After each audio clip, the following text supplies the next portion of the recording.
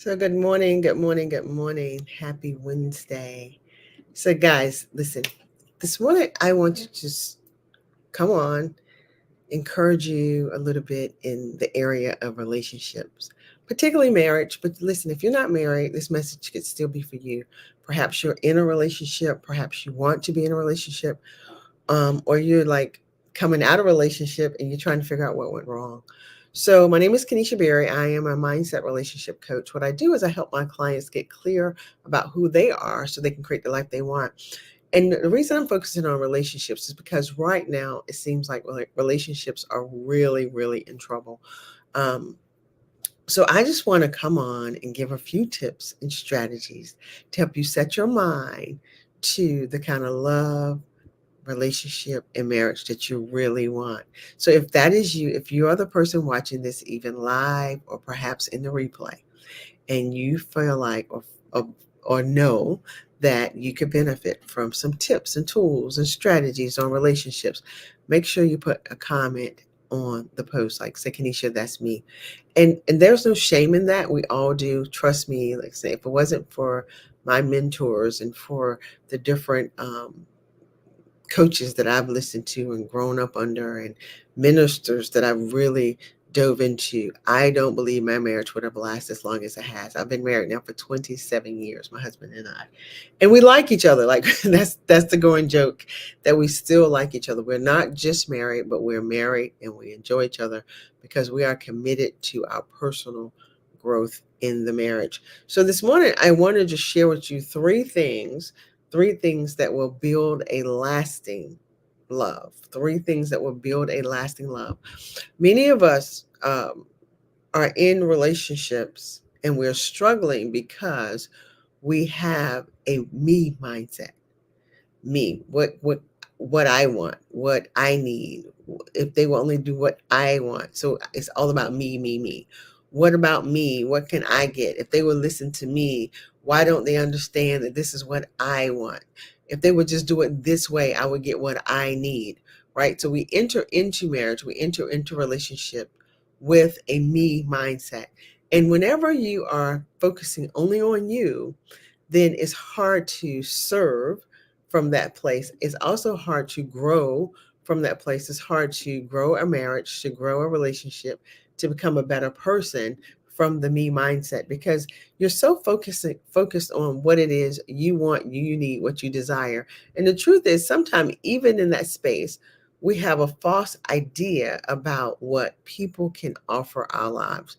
And in relationships, right, we have these false expectations that they will come along, and once the right person come along, then I won't have these struggles. I won't have the insecurities. They will make me feel good about myself. They will make me feel loved. They will make me feel accepted. And the moment something happens that steps outside of that for you, everything falls apart. So this morning I want to help you to understand, one, what might be happening. Why is it not working? Two, I want to help you to have some tools and strategies for shifting your mindset to from a me mindset in a marriage or in a relationship to a we mindset. Okay. So once we begin to think about we, what can we do? How can we make each other happy? What can I do to make you happy? And I don't even believe that we are responsible for one another's happiness. I don't. I believe we're responsible to one another, not for one another. And we'll talk more about that. And so we want to learn how to really, and this is a hard one, even for me, like I grew up an only child. So trust me, I struggle with this a lot in my marriage. Um, I had to learn how to come out of the selfishness of Kenesha in order to go into the servant. And so I know how to serve my husband, not about bringing him his dinner, but serve from a heart of, when I want something done, when I am trying to accomplish something, I don't just think about what is in this for me, what is in this for we. How is this going to benefit both Andre and I, not just just Kenesha. So I want to help you with that. Maybe you need it, maybe you don't. Maybe you're in a fabulous relationship and everything is going great and you don't need this conversation at all. If that is you, Put a 2 in the chat. Just let me know, like, Kanisha, I got this relationship thing. I'm down packed with that. Awesome. Because if that is you, then I would love to have you as a a guest on my podcast. I plan to bring that back in about a month or so. So life has been lifing. So I've been a little busy in a way, and I'm giving myself grace for my time. But some really cool things are happening on the backside. So I got a big announcement at the end of this, but also something else that's coming out later the beginning of next month. So how to build a love that lasts. I want to give you guys 3 tips that I have found to be super helpful in my marriage in helping to build this love that lasts. The first thing is when Andre and I begin to give our marriage purpose and vision, when we begin to put purpose and vision on the marriage. Now, I'll be honest, we was married for 12 years before we did this. And so we kept bumping heads a lot because for us, we didn't mean to, but we started our marriage with that whole purpose of we just want to be happy, right? In fact, part of getting married and part of our commitment to each other was that we would do check-ins. Are you happy? Are you happy? If you're not happy, what can we do to make you happy? Now, in that process of 12 years, we was avoiding telling the truth about how happy we were, or when we weren't happy, we didn't know why we weren't happy. We didn't know how to get back to happiness because we saw each other as the problem instead of Kanisha realizing Kanisha had some internal problems and Andre realizing Andre had some internal problems. We blame one another, and we did that for 12 years. And in the 12th year was when everything fell apart, right? We thought the marriage was going to end in divorce. I'll tell you that story later. But instead of ending the marriage, we decided let's do some work. Let's get help. And in getting the help is when we discovered that, oh my God, like Andre is not the problem. Andre discovered Kanisha's not the problem. We have bought into the marriage these 2 wounded, broken people who was now creating conflict within the marriage because we was both trying to get these hurts and pains and aches attended to without the right language, without the right communication, without even the right knowledge that that's what was happening to us. So when we shift our marriage from being about happiness to being about purpose and vision, everything changed. So one of the greatest purposes we put on the marriage, or we decided through prayer that God wanted for our marriage, is we recognize that this, what I call our very thoughtful world, our marriage was really about healing. It was not about happiness, but it was about healing. Healing the childhood wounds, healing the false thoughts and beliefs that we had about ourselves coming into the marriage, healing the shame, the pain, the hurt, the devastation of our childhoods, individually healing. Like Andre wasn't responsible for my healing. I wasn't responsible for his healing. We both had to go and get the work done. Right. So the work I'm talking about is often a lot of the work that I do with my clients. We go in and we find out and we begin to name what I call soul wounds. And so that we can find out, how is the soul wound hindering this love that you want to last? How is the soul wound keeping you from being and becoming all that you want to be in the marriage or in the relationship? How is the soul wound keeping you from the happiness and the wholeness that you really want in marriage? So that is the first thing. I encourage you to get busy about giving your relationships purpose and vision. Okay. So with the purpose and vision, now you're moving it away from happiness and you're looking for something greater. And I would encourage, I felt really strongly as I was preparing this morning to say this: please do not make the purpose of your marriage about we have to stay married because of our children. Because listen, even little children, when they don't have the language that something is not right with mom and dad, they feel it. And so when they feel they feel that the house is off, they feel that there's no happiness, that there's no joy, there's no love in this marriage. So they begin to internalize, and we begin as children, they blame themselves. So they think that there's something wrong. So if you're going to stay together for the sake of the children, one, be intentional. Be intentional that you are not staying together for the sake of the children, that you're healing for the sake of the children, that you're communicating. Because literally, when Andre and I was going through our really hard time, we let both the children know that we're going through something really hard. Dad hurt mom. Mom is going to counseling. Dad is going to counseling. So on these nights, dad would be away getting help. On these nights, mommy will be away getting help. This is what's happening. So that they understood the strange energy in the house was never about them. They had very clear understanding. And it's very interesting because till this day, sometime our daughter will say, I'm glad that I knew. Like, she's like, I remember you guys going through that. I remember you all talking to me about that. I'm glad I knew. The interesting thing with our son, Bryson, we had the conversation. He's like, I don't remember that. I don't remember going through that. I just appreciate you guys still being together. But guess what? They didn't do any internal. They didn't internalize that what we was going through was about them. And that's why I say, if you're going to make your purpose of staying in your marriage about your children, be intentional about making it healing for your children. Like we're agreeing that we're going to do the work to heal in the marriage, not just stay together. So we can be like, well, the kids got mommy and daddy at home. No, let them have healthy, happy, joyous parents in the relationship, or two parents that are working, not just staying together. The second thing I encourage you to do to build a lasting love, you want to let go of right and wrong.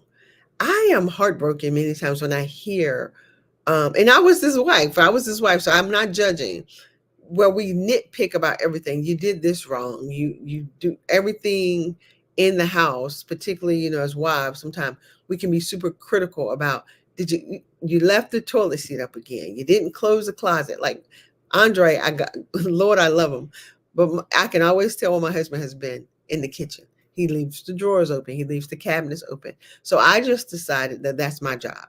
He recently explained to me, he says, you leave the dishcloth around not the dishcloth, the drying towel around the kitchen. He likes it over the stove. So I work very hard to remember to put it back.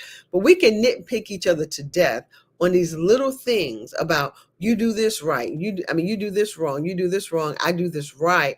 And we can miss the connection of being together. So I encourage you to let go of right and wrong and get in the mindset of what is working. What's working in our marriage? What's working is, I appreciate that even though you leave all the cabinets open, at the end of the night, you clean the entire kitchen. I appreciate that. That's what's working. What's working is, I don't do laundry in my house. What's working is, my husband does all the laundry, right? But I clean the bathrooms. Like, that is what works for us. So we focus on what is working. What is the goal? What are the goals that we're trying to accomplish? And can the method you're using accomplish that goal? And if it can't, let it be. If it can't, the little things like closing a cabinet, it's not a big issue. When we first got married, I'll make it such a big issue. Do you see, you keep leaving this open? I keep telling you, We're creating division for no good reason. And the reason we nitpick on little things, I believe, is because of the internal work we refuse to look at within ourselves. Again, God is doing everything to cause us to heal, to bring our attention to those places, those hurt places in our lives that need to be healed so we can bring it to Him. And if it means that I'm going to get on Kenesha's, I'm going to let Andre leave those cabinets open so she can nitpick, nag, that the cabinets are open. And one day I'm going to make her say, why does that bother you so much? What's really happening? What's going on internally with you that's an issue? Oh, okay. So now I got to look within myself. That is the real work. And that is what I believe marriage is for. To irritate us, to wake up to the hurt and pain that we've been carrying with us all this time, so that we can then address it instead of attacking our spouse. And the last thing I encourage you to do to build a lasting love is, you want to learn to communicate for the purpose of connection, not for the purpose of winning the argument or being heard or saying what you need to say, but communicate for the purpose of connection. And that requires three things. You have to learn to listen. listening for understanding, listening for gathering information, not listening to defend, not listening to prove your point, like waiting for them to say what they said so you can say what you want to say. Communicating for connection means I'm listening, and I'm listening deeply for understanding. Also, I want you to learn to speak with love. You know, the Bible tells us that the fruit of the Spirit is love, peace, joy, kindness, gentleness. Learn to speak from that emotional state, from that spiritual state. Then you're going to communicate from a level that's going to cause you to connect instead of disconnect. And then the last thing I encourage you to do in your communication, learn how to communicate your emotional needs instead of your false expectations. And maybe right now you don't know that they're false expectations, or maybe you don't even know what your emotional needs are. But I promise you, when you begin to learn how to communicate what it is you need deeply, those deep emotional needs, the need to feel safe, the need to feel secure, the need to feel significant, the need for variety, the need that you may have for true connection, when you learn to communicate from that truth for yourself, and you communicate that to your partner, it creates connection. So I pray and hope that this message has helped you. If you're catching it in the replay, let me know. Put replay in the timeline. And also the big announcement, October the 6th, I'm starting a course called Think Your Way to a Better Marriage. It's about the book. Listen, there are going to be people who watch and say, well, Kenesha, I'm not married. Before you, whatever your profession is, before you became a doctor, a nurse, a lawyer, back in the day, I was a graphic designer, a coach, whatever your career is, before you became that, you had to learn something. You had to get in the right position. You had to go to school, learn the thing, and then apply for the job. Being a husband, being a wife is a position. You need to learn how to think like a wife, think like a husband, move out of the me mindset into the we mindset.